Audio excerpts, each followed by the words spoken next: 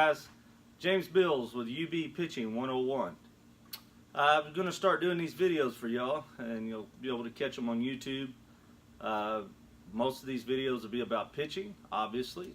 Every so often I will talk about a hitter's approach and some of the things as far as shifting and fielding and placement with pitch locations for fielders. But for the most part, what we're going to talk about proper mechanics. We're going to talk about delivery. We're going to talk about pitch locations. We're going to talk about different pitches as far as two-seam and four-seam, your all-speed pitches. And we're going to talk a lot about some of the do's and don'ts with pitchers. To kind of give you a little bit of my background, I've coached for 22 years. I've done a lot of pitching over the years as far as with working with pitchers. I've worked with a lot of different pitchers at higher levels, D1 guys, pro guys. I've been around the block or two, and I've seen arm injuries with guys that have come in that we've fixed. I work directly with some doctors that send me guys to repair them after arm surgeries and things like that. And I can knock on wood and say for 22 years, I've never personally had an injury with one of my guys, not direct, that's working with me directly. I will say that you get a guy to come and go and leave and stuff like that, but guys have stayed with me consistently, I've never had an arm injury with. As a high school player, my senior year, I had a pretty good fastball. Takes quite a bit to hurt a ligament in your elbow. You got to be able to throw pretty hard. Of course, back in the days, we didn't have a radar gun every time you turn around, but I threw pretty hard. I overthrew a little bit, but I don't blame overthrowing or anything like that on my arm injury. What I actually blamed most of it on, and it took me years to figure it out, is my change that I made my senior year. Going through my junior year, my sophomore, junior year, I was more of what a lot of people refer to a dip and drive type guy. I stayed in my back leg and threw over the top when I got back to my release, more mimicking an outfield throw. You know, your crow hop type throw from right field to third or to home plate. Going into my senior year, picked up some books, did a couple lessons, worked with a couple of different people, listened to what I shouldn't have listened to, changed my mechanics to fit what was told I would throw harder with, and little did I know, I instantly started having arm issues and tore a ligament in my elbow early in the season.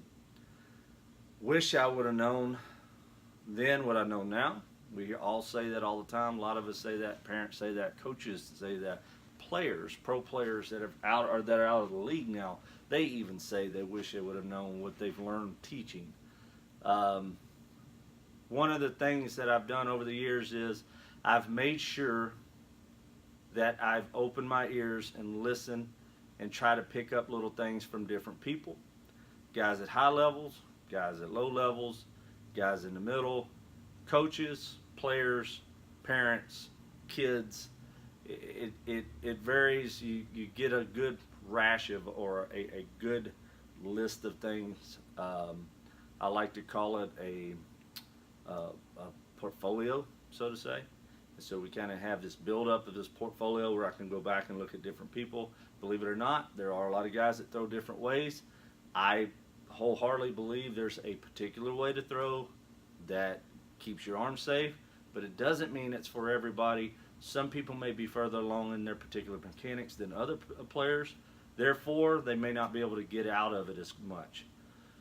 I'm going to start off with some of the basic stuff, working with young kids, some of the high schoolers that are raw, some of these small school guys, small school coaches, small school players and parents.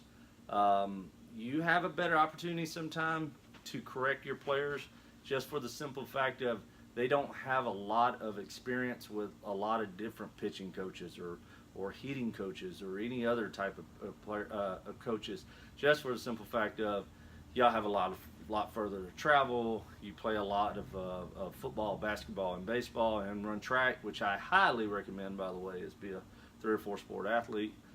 If anything, at least 2. But what you end up seeing is these guys that end up with injuries a lot of time. They spend their whole time in baseball and they're overdeveloped. They have too much coaching, too much teaching. They're too stuck in one way. And I'm going to go ahead and tell you from the beginning a couple of things that you want to get away from and a couple things to watch for, especially if you're just starting out and taking your kid to a little league or something like that, and you got your first coach that's working with them. Number one thing that really, to me, is one of the first. There's 4 variables that causes major issues, but one of the first ones is being taught to point your toe to your target. Okay, so a lot of times you hear a coach say, to throw to your target, you point your toe to your target. Okay, the problem with that is a lot of young kids, as soon as they start pointing their toe to their target, they instantly open their hips. All right, right now, I guarantee you, half the people that are watching the video, what you're saying is, oh no, that can't be right. We've always been taught to point our toe to our target. But here's what I want to ask you. Have you ever been taught as a hitter to point your toe to the forward when you go to hit? Or have you always been taught to stay closed on your front side? Okay, so that ought to sum it up. That ought to clean it up right away. You don't get taught as a young age or any time to point your toe. Now you're going to hear some guys that are going to argue that. You've heard guys like Josh Donaldson say that on ESPN. That's whatever you hear. That stirred up a lot of controversy. So that means it's very rare to hear a hitter talk about pointing their toe forward. So with a pitcher, it should be the same thing. You don't want a pitcher pointing his toe forward because he opens his hips early, and therefore all he can do is keep the top side loaded as far as he can and try to whip through with his arm. When you point your toe forward, it also takes your knees forward. Points your knees forward. When it points your knees forward, what happens is that you start falling forward pretty quick, and you get on your toes in the back. And because you're on your toes in your back, your body's wanting to pull to keep you back a little bit longer. You can't. You're going to go forward because you're off balance early. You can stay balanced towards your backside. So let me look this way. You can stay balanced towards your backside longer if you stay close. But as soon as you point your toe, your knee points forward, instantly you start falling forward. Okay? So now what we do is we create toes pointing forward. Now the hips are open. The next thing that's being taught is the glove is pointed to the target. So not only do we have our toes pointed to our target, now my glove is pointed to my target, which creates my shoulders being open too. So now that my glove and my toes are pointed to my target, and I'm open top and bottom, my hand is in the back, and the only way for me to get back through here is I have to glove tuck, which creates drag in the shoulder and the elbow, and then I have to whip the ball back through. So let's think about how long. You see I got 2 flags behind me here. How long can these flags pop in the wind before they start fraying? Okay? So if my front arm pulls and my arm drags, I'm going to create that flap in the wind in my shoulder and my elbow. And what's going to happen is this shoulder, my labrum area, and my ulnar ligament is going to get a lot of jolting and violent motion on it. It's not long, I end up with injury. Let's think about this. Let's say I got a roll of toilet paper on the wall, and I want to unroll that whole roll of toilet paper in one good pull. If I walked over to it and grabbed it and jerked it, what would happen? You said that the first piece would tear off. You're right. Okay? If you said that it would unroll, then you need to go try it. What you have to do is get to that roll of toilet paper, ease it smooth to get it started, and then speed it up. Okay? Then you can unroll quite a bit of it at that point. But you don't want to jerk it. Well, what happens with my toes and my glove pointing forward, my arm gets locked in behind me, and in order for me to get the arm back through, I have to jerk the arm back through to get it back to my release point. You hear a lot of guys say he has great arm speed. He's got tremendous arm whip. You hear stuff like that all the time. The downfall of that is if that's what you see, it's all arm whip. 9 times out of 10, he's having to whip his arm just to catch back up. If a kid throws hard at a young age, genetically he has it. As time goes on, some of these kids throw real hard, and it's genetics are there. I know some kids that run okay, they hit okay, they don't have any arm speed. All right? I think good runners, good hitters, and 9 times out of 10 good arms go hand in hand because it's genetics. All right? So if I'm going to throw a baseball and at a young age I have bad mechanics and throw hard, I'm still going to throw hard with good mechanics.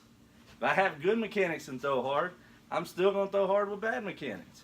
The only thing is the good mechanics create a proper transfer, and it allows my arm to stay consistent and keeps me from getting hurt as time goes on.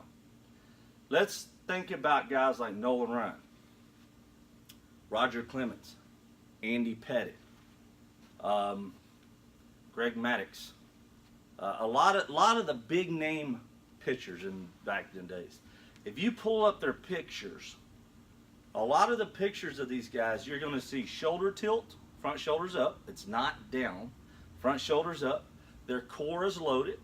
Their weight is back towards their backside as they start through their transfer. And the purpose of that is because what they want to do is stay balanced as long as they can through their stride. They don't want to lead with the hip and fall, because as soon as you do, your equilibrium takes over. Well, the first thing your equilibrium does is it grabs your muscles and pulls and tries to keep you from falling forward. Okay? So if my muscles are pulling, if everything's contracting and pulling me back and is not wanting to explode, then what happens is I'm going to have to shove and push and force my front side open, drag the arm, and just create arm whip to get it there. Well, those kids, 90% of those kids are told nonstop that they don't use their legs right. And then they say, well, we're going to have to get you in your legs right. Well, most of the time those kids, when they're falling like that, they're falling off their back leg, and their back leg can't push anymore because it's trying to keep them from falling. Or they hop off their back leg, they create a violent motion going forward, they land on their front foot, it slams down and creates inconsistent release points because the hand can never be consistent at the same spot. So it's hard to spot up, it's hard to stay in the zone, it's hard to work your off-speed pitches, your breaking ball doesn't work correctly because it's never consistent at its same release point. Nothing is smooth about it. Okay?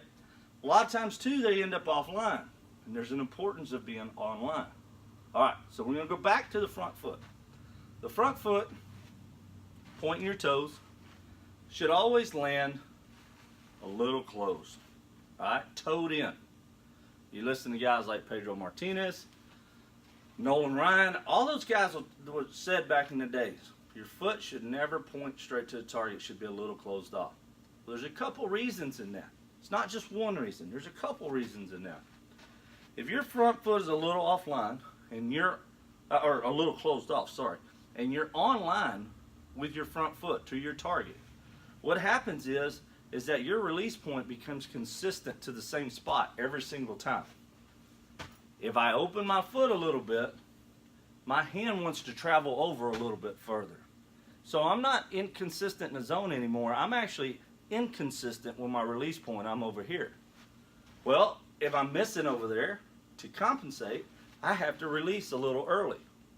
So not only do I not reach my full extension, so I reach my maximum velocity, not only do I not reach my full extension, but I also have to throw a dart to be consistent, because it's never reaching that same spot every single time. So what I want to do is close that front foot off just a little bit. It also allows me to focus on keeping that front hip closed, so that when I drive my backside over, everything goes down in the same spot every single time. Okay? The other thing that foot does is, with a little closed like this, is that when the foot gets down, there's